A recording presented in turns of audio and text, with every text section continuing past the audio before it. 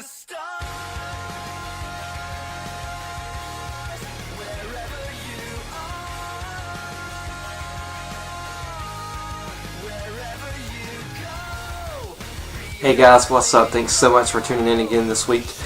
This week we're going to be wrapping up our series called Encounters. I really hope this series has helped you a lot. I want to encourage you again this week to please share the videos. If you like them, please post them on your wall or send them in an email to somebody, however you feel led to get the word out or to share the video with somebody. It's just a really easy and simple way to be the hands and feet of Christ, because just the testimonies that have come in from these videos from different people, I know that just one word on these videos, one sentence, anything like that, the Word of God just in the smallest amount can change somebody's life forever. So I do want to encourage y'all to please continue sharing these videos with everybody. So this week, to wrap up the series, I want to talk about the most well-known disciple in the Bible, Peter.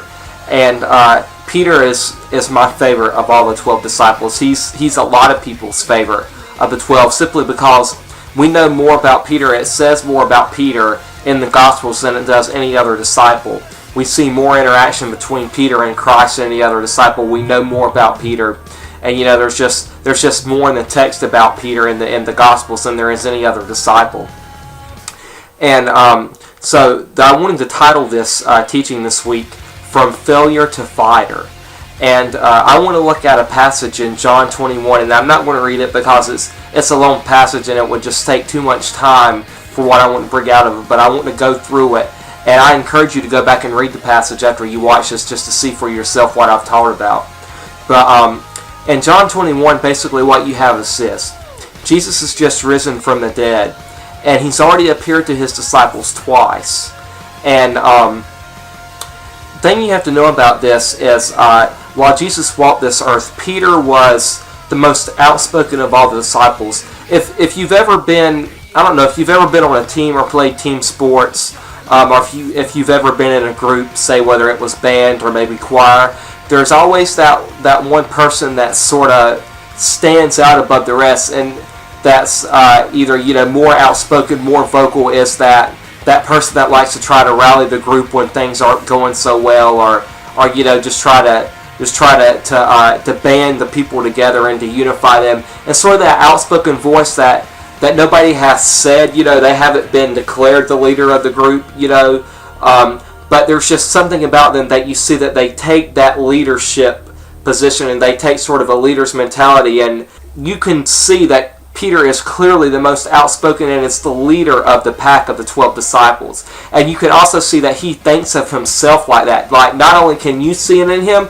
but he sees it in himself. And Jesus even says Peter is the first one to actually make a vocal declaration, a public declaration amongst the other disciples. Jesus asks them, who do you say that I am? Jesus is asking them, who does the world say that I am? And then Jesus asks them, who do you as my 12 disciples say that I am? And Peter speaks up and says, you are the Son of God, you are the Christ. And Jesus says, upon your declaration, Peter, I will build my church. So Jesus literally says, upon you, Peter, I'm going to build my church. I'm going to start my church on you. And so you get the sense that Peter is the one among the 12. He's it.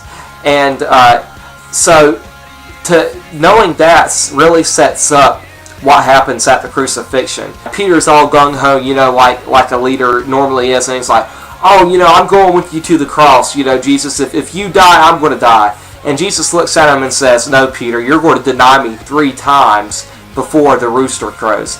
And sure enough, when that hour came, people kept on asking, while Jesus was standing trial to be crucified, people kept on coming up to Peter and saying, hey, don't I recognize you? Weren't you one of Jesus' followers? And 3 different times Peter flat out denied that he even knew Jesus.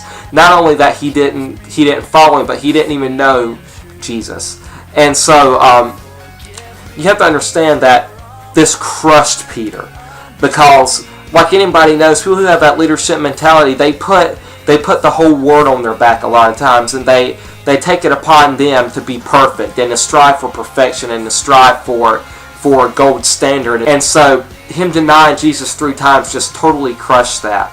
And so now what you have is after Jesus is risen from the dead and already appeared twice to the disciples, you would think the 12, including Peter, taking charge of like, oh man, we got to go tell everybody about this. We've got to go witness everybody and tell them Jesus is risen from the dead and we've already seen him twice. But no, this is what Peter says, and this is where I want to get into the text. In John 21, he tells the other 11, I'm going fishing. Like Jesus, Peter used to be a fisherman, and Jesus called him from fishing to come follow him. And so now, Peter's been following Christ for multiple years, while Christ was walking on this earth before he was crucified. And now, after all these years of following Christ, and has seen Christ just rise from the dead, instead of being all gung-ho, Peter's like, what the heck, I'm going back to my old ways. I'm going fishing. I'm going back to what I used to do. Because Peter felt like a complete failure. And so, the other 11, Peter being the natural leader, the other 11 say, well, if you're going fishing, we're going fishing too. So what you have to understand is that a lot of the other 11 were also fishermen. And so it's like all the other 11 follow in Peter's steps like most people do a leader. They follow the leader. So all the 11 say, well, if you're going fishing, we're going fishing too. And so they're out on the boat and they've been fishing all night. And then Jesus comes to them again. This is the third time he's appeared to them now after he's risen. He's already appeared to them twice before. And he's standing on the shore. And when the disciples realize it's him, Peter instantly hops out of the boat and swims to shore. Now what's funny about this is the boat is only 100 yards offshore. They could have been to shore in like 5 minutes, not even that. Yet Peter hops out of the boat and swims to shore. And then when they get to the shore, Jesus says, hey, go bring that large net of fish in so we can cook some of it and have it for breakfast. Well, once again, Peter single-handedly, the text says that it was a net full of large fish. And the text even says it was a wonder that the net didn't break. Now, how many of you know if it's a net full of large fish and it's so full that it should have broke, the net's probably pretty daggum heavy. Yet Peter, all gung-ho, runs over there and grabs the net and pulls it to shore all by himself. And, thus far, a lot of this doesn't really make sense. You're saying, well, I thought Peter had given up. But now he's like, hopping offshore to swim to Jesus, hopping out of the boat to swim to shore to Jesus. And now he's like pulling in this net of fish all by himself. And you're like, which one is it? Has Peter given up or has Peter not given up? And this is where the text gets really deep. And this is what I want you to see. Is that Peter, being a perfectionist like he was and being the leader of the pack, had put so much upon him to where he felt like a complete failure after he denied Christ 3 times. But then when Jesus shows up, he tries to put on a front for Jesus. He tries to do the best that he can do through physical works and through doing everything he can do to try to regain his status, to try to make things right. And this is where the text gets really deep. While they're eating, after they'd finished breakfast, the text says, Jesus looks at Peter and asks him, Peter, do you love me? And Peter says, yes, Lord, you know that I love you. And Jesus says, then feed my sheep. Speaking of the people, his followers, speaking of the people that Jesus wanted him to lead to Christ, he's like, feed my sheep. Be there for my people. And then Jesus asks him a second time, Peter, do you love me? And Peter says, yes, Lord, you know all things. You know that I love you. And then Jesus again says, then feed my sheep. And then a third time, Jesus asked him, Peter, do you love me? And it says that the third time Peter was hurt that the Lord had already asked so many times. And Peter said, Lord, you know all things. You know that I love you. Then Jesus said again, then feed my sheep. And so you come out of this and you're like, well, why in the world did Jesus ask him the same question 3 times in a row?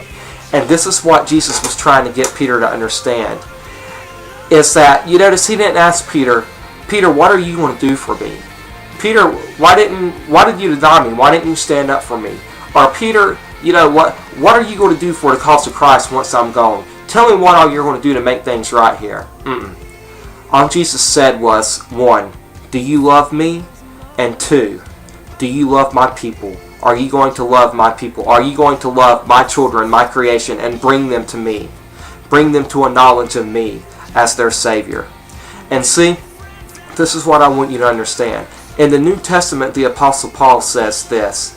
He says, after all things have passed away, 3 things will remain: faith, hope, and love. And then he says the greatest of these is love.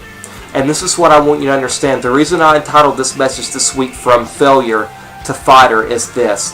See, Peter felt like a failure once all of his works had been tarnished. Everything he had done before for Christ was completely tarnished by his denial of Christ. So he felt like a complete failure.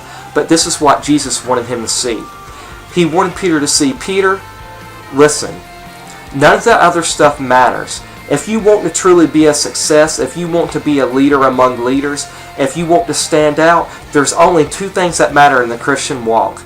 Loving me and loving others. And guys, this is what I want you to understand.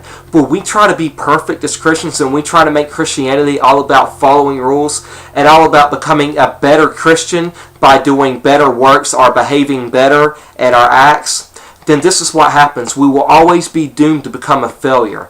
Because as people, we're not perfect. And deep inside of us, we know that we're not perfect. We know that we were never meant to be perfect or made to be perfect. So when we strive for perfection in the things we do and in the ways we act, we doom ourselves to failure.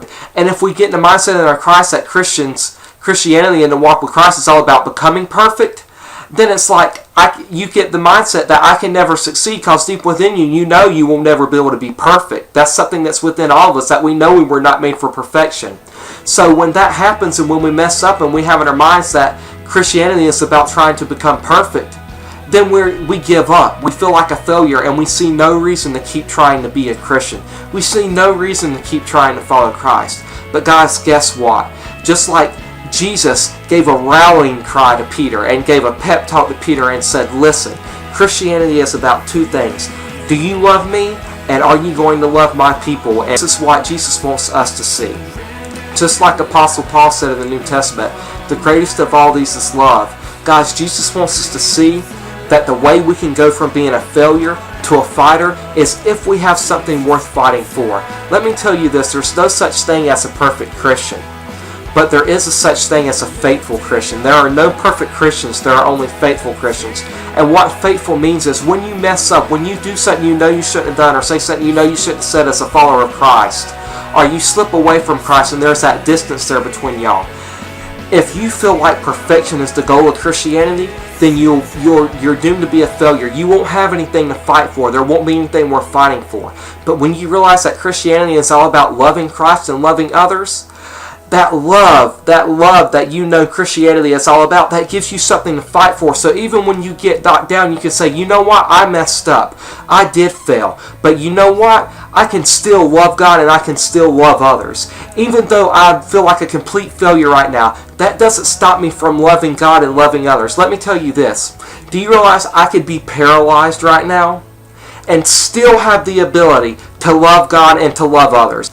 So if you understand that Christianity is all about loving God and loving others, you become unstoppable. And you go from feeling like a failure to a fighter who gets in the ring and gets knocked down and gets right back up and says, you know what, I may have failed, but that didn't take away my ability to love God and love others. I may have messed up, but that doesn't stop me from still loving God and still loving others. And once you come to the knowledge that the only thing that will ever stop you from loving God and loving others and being what a true Christian is supposed to be, once you realize that the only thing that can stop you from doing that is having the very breath taken from your body, then you become a fighter, guys. You become willing to fight for the cause of Christ. And you become willing to get knocked down and to get back up again instead of feeling like a failure. And this is what Jesus made Peter realize, that Peter, it's not about all your failures. It's simply about, Peter, do you love me? And do you love my people? Do you love others? And guys, I want to drive this home to you this week. Christianity is not about acting better and it's not about being better. It's about loving God and loving others. And the byproduct of making your life focus about loving God and loving others is you're going to sin less. You're going to mess up less. Because all of your focus is going to be on God and be on others. See, when we mess up is when we make life all about us. And we try to do what we want. We try to act in the ways we want. Then we start to sin a lot and we start to mess up a lot because the focus is on us instead of on God. So I want to encourage y'all this week.